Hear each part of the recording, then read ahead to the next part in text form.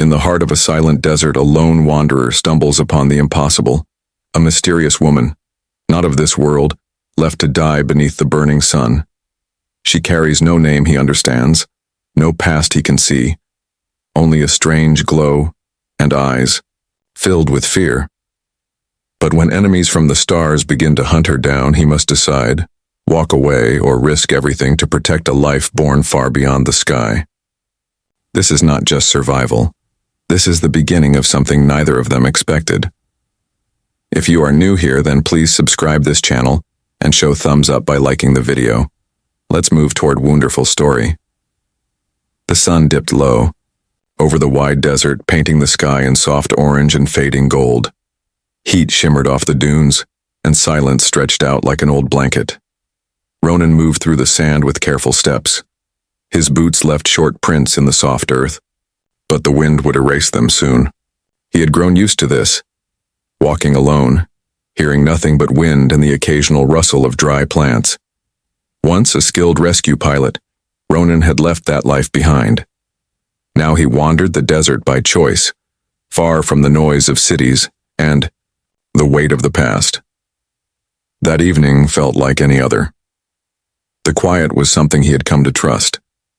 But something caught his eye just as the sun kissed the edge of the horizon. A flicker, a glimmer in the sand that didn't belong. It was too bright, too smooth, like metal reflecting the light. Ronan squinted, adjusting his scarf against the breeze. He changed course and walked toward it, his hand tightening slightly on the grip of his walking staff. As he drew closer, the shape became clearer. It wasn't metal. It was a body, half buried in the sand, still and silent. Ronan's breath caught in his throat. He rushed forward, sinking to his knees beside the figure. It was a woman, or at least something close to human. Her skin was pale blue with a soft glow, almost silver in the dying light. Her hair was long and tangled, strands the color of moonlight. Strange symbols marked her arms, faded and cracked. Her clothes were torn and dusty, barely holding together. She looked like she'd been there a long time. Ronan reached out with 2 fingers and pressed them gently to her neck. A pulse, weak but still there. Relief flooded through him. She was alive. Barely. He didn't think. He simply moved, scooping her into his arms. She was lighter than expected, fragile, but her skin felt hot, feverish. She shivered against him, even though the air was still warm. Back at his camp, a small canvas shelter waited beneath a rocky outcrop. Ronan laid her down carefully on a padded mat, grabbed his canteen and soaked a cloth. He began to wipe the sand and dust from her face, trying not to stare. Her features were delicate, her expression calm even in unconsciousness. Around her neck hung a thin cord, and from it dangled a strange piece of metal etched with shapes he didn't recognize. As night settled in, the wind cooled, and the desert turned quiet again. The stars slowly appeared above, thousands of them, scattered across the black sky. Ronan kept close, adding a blanket over her and lighting a small lantern. She began to stir. Her eyes fluttered open, blinking slowly at the light. When she looked at him, her gaze stopped him cold. Her eyes were not like any he had seen. Deep violet, glowing faintly, filled with confusion and fear. Her lips moved, forming words in a strange language. The sounds were soft and musical, but he couldn't understand them. Ronan raised his hands slowly, palms facing her, showing he meant no harm. "It's okay," he said quietly, hoping his tone would speak, louder than his words. "You're safe." She stared at him for a long moment, breathing fast. Then slowly her expression softened. The panic in her eyes faded, replaced by something else.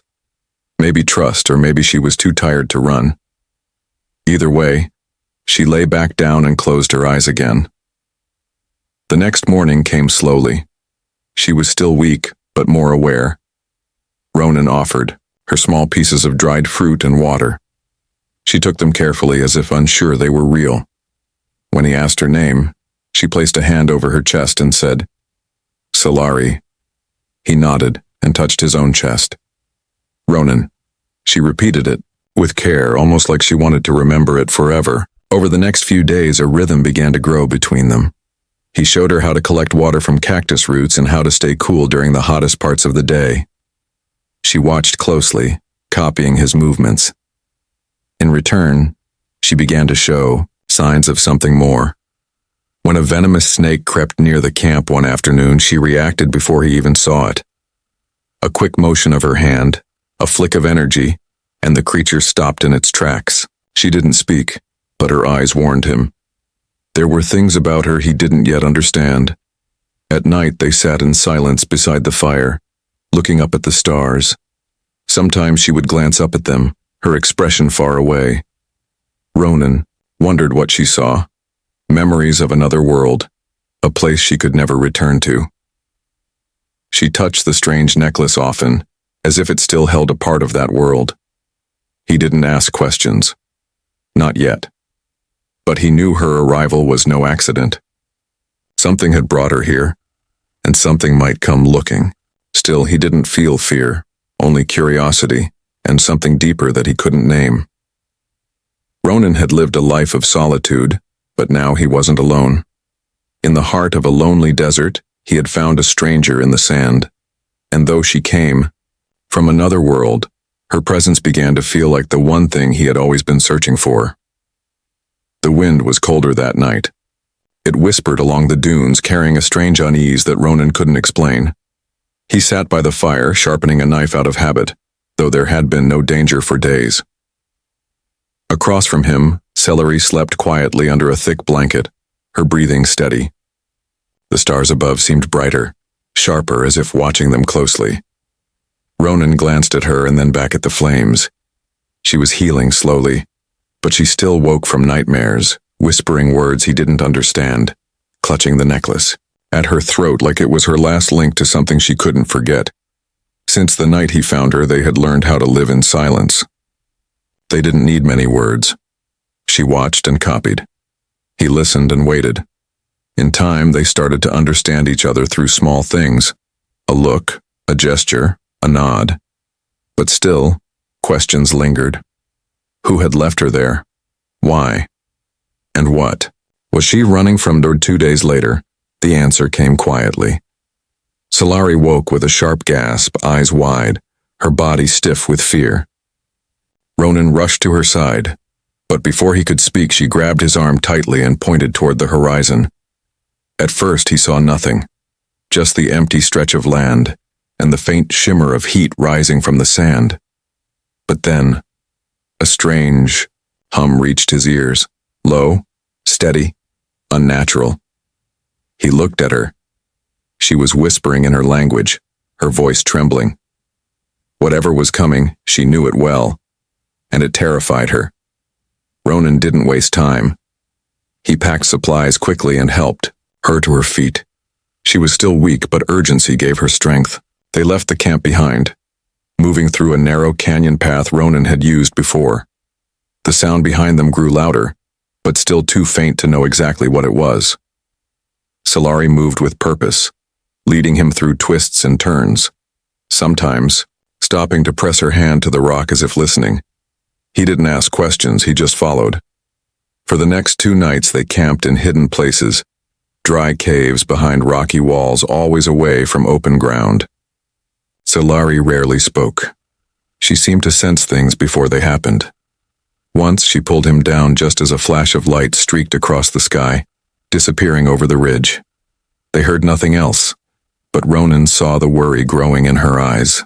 Whoever was chasing her wasn't far now. On the 3rd day, they reached a wide basin surrounded by cliffs. Ronan knew it well. Years ago, he had found shelter there during a storm. It was safe, hard to see from above, and quiet. They settled there for the night. Solari seemed more relaxed, sitting close to the fire, her face lit by the soft glow. She looked up at the stars, then at him, and began to draw in the dirt with her finger. She pointed to a star, then another, then a cluster shaped like a wing. Then she pointed to herself. Ronan watched as she traced a line from the stars down to a small shape she had drawn in the sand. A planet. This one. Earth. He understood. She came from far away. He nodded slowly. She smiled. Just a little. Then, her face grew serious. She pointed to the sky again, then clenched her hand into a fist and brought it down fast. Attack. She was sent here. No, left here. Abandoned. Her hand moved to her chest again, to the necklace. She spoke softly, a few words in her language. Her eyes looked far away, filled with sadness and something heavier. Betrayal. Ronan didn't know what to say, so he placed a hand on her shoulder and gave it a gentle squeeze. She looked at him, and for a moment he saw something behind her fear, a strength that had not left her. That night they took turns keeping watch.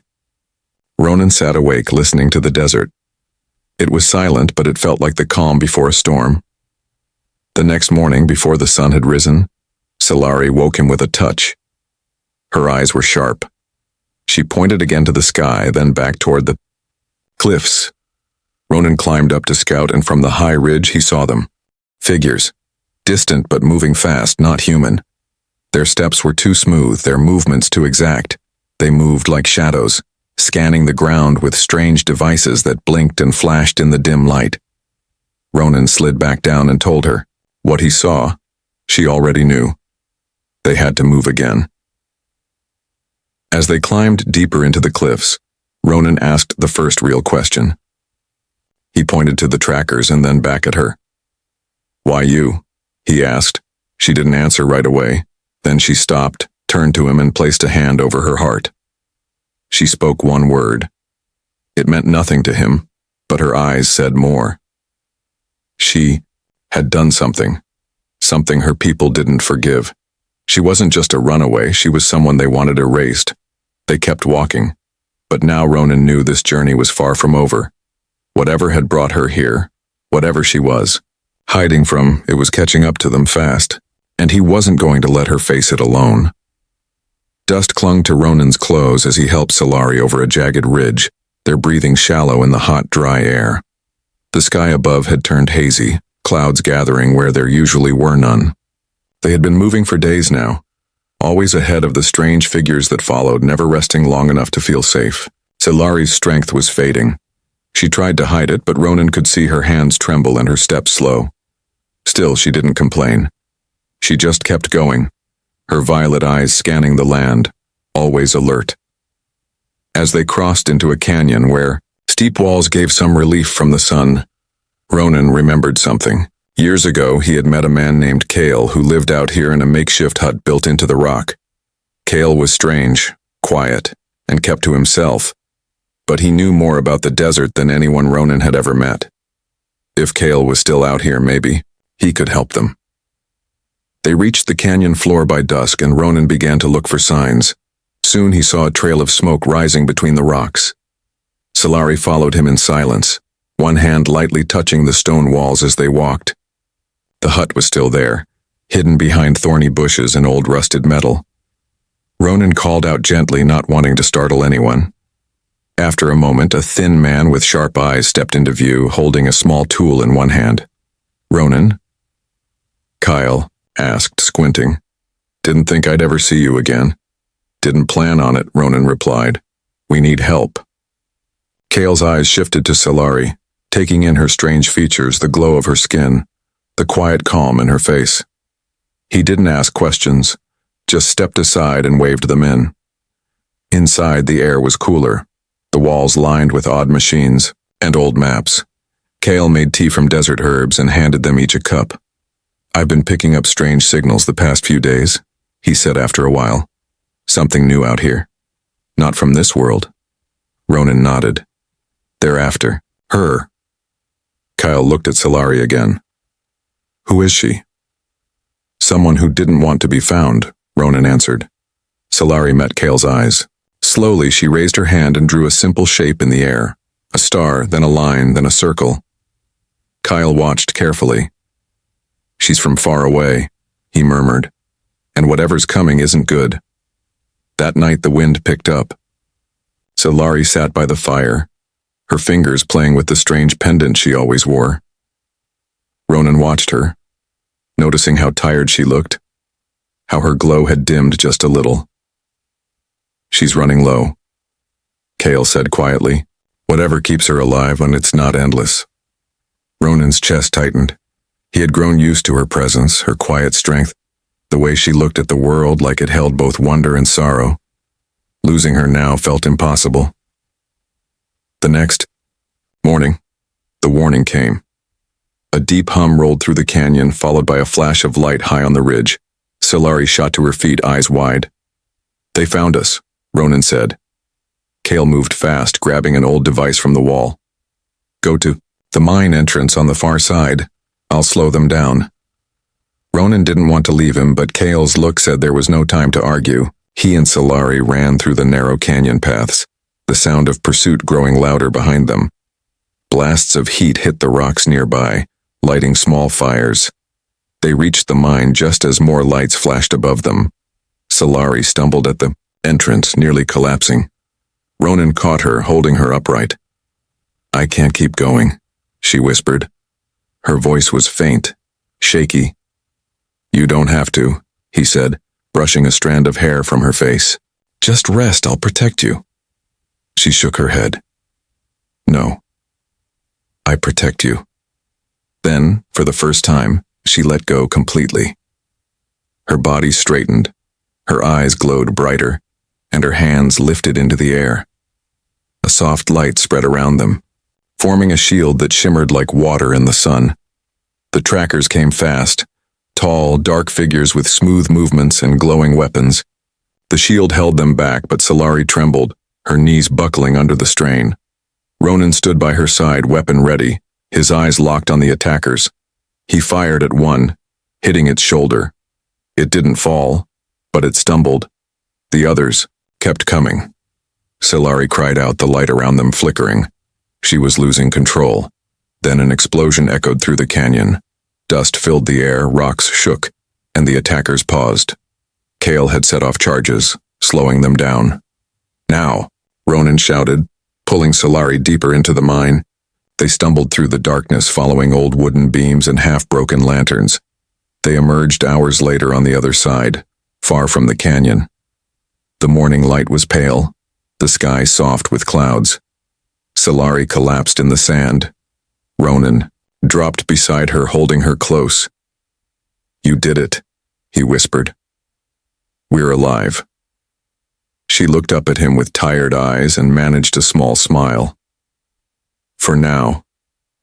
And in that quiet, broken moment, under the pale light of dawn, they both knew something had changed. They were no longer running alone. They were surviving together. The wind was still as Ronan and Solari stood on the edge of the cliffs, looking out over the desert. Below them, the sand stretched wide and empty, calm for now. But peace like this never lasted long. Behind them, the mine entrance had already begun to collapse from the explosion. Kyle was gone. He had bought them time, maybe even saved their lives, and Ronan felt the weight of that sacrifice pressing on his chest. Solari stood beside him, quiet, her face pale, the glow in her eyes dimmer than before. She had used too much of her strength, back in the canyon. Now even breathing looked like effort. They had only one choice left. They couldn't keep running. The trackers would come again. If they were going to survive, they needed to face what was coming. Not in fear, but with resolve. Ronan led Solari down into a narrow valley, one he remembered from long ago, a place where rocks formed a natural wall, and the sun only touched it for a few hours each day. It was hidden, hard to reach, and easy to defend. He gathered supplies, fixed broken gear, and built a small shelter. Solari helped where she could, though her movements were slow, her body weak. Still, she never complained. Her eyes never stopped searching the horizon. One night, as they sat beside a low fire, Solari turned to him. She reached for his hand, fingers shaking slightly, and placed it over her chest. Her heartbeat was faint beneath his palm. Then she spoke softly in her language, the words quiet and unfamiliar, but Ronan didn't need to understand. Her eyes said everything. She was saying goodbye just in case. He shook his head. "We're not done," he said. "Not yet." But the fear in his chest only grew stronger. The next morning brought change. A shadow passed over the desert, long and fast. Ronan looked up to see a sleek black ship sliding through the sky. It made no sound, but the message was clear. They had been found. Solari stood at the edge of the shelter, her hair lifting slightly, in the breeze. Her expression was calm, but her body trembled. She turned to Ronan and touched the pendant around her neck, the one she never removed. Then she took it off and placed it in his hand. "You keep this," she whispered. Ronan stared at it. "Why?" She looked away. "In case I don't come back." Before he could answer, the sky split with light. A beam struck the sand near the edge of the valley. The trackers were landing. Ronan grabbed his old rifle, checked the charge, and looked at Solari. "We faced them together." She nodded. The final moments came quickly. 5 trackers moved into the valley, their forms tall and dark, eyes glowing under smooth helmets. Ronan took cover behind a rock, firing carefully. Solari moved with strange grace, standing tall even as the air shimmered around her. Her hands lifted, glowing softly. The energy she had hidden for so long came alive again, surrounding her like a quiet storm. The trackers didn't hesitate. They advanced in unison, silent and fast. One by one, Solari pushed them back, creating a shield that blocked their weapons. But she was weaker now. The glow in her hands flickered, fading in and out. Ronan shouted her name as one tracker slipped, past the edge of her shield. He rushed forward, slamming into it with the last of his strength, dragging it down with him. He barely noticed the burn along his side, only that Solari was still standing. 2 more came. Solari raised both arms, her voice rising in her language, a call filled with pain and purpose. A sudden wave of energy burst outward, throwing the last 2 attackers off their feet. The dust settled slowly, revealing Solari on her knees, eyes closed, her breathing shallow. Ronan crawled to her side, pulling her into his arms. "Solari," he said, his voice cracking. "Please." Her eyes fluttered open. She was alive, but barely. She smiled faintly, placing a hand on his cheek. "We did it," she said. The valley was silent now.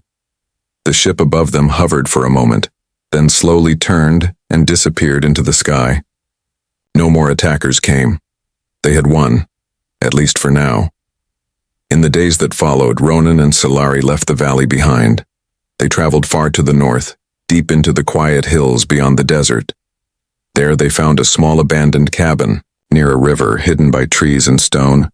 It was simple and safe. Solari's powers began to heal slowly, though she never used them like before.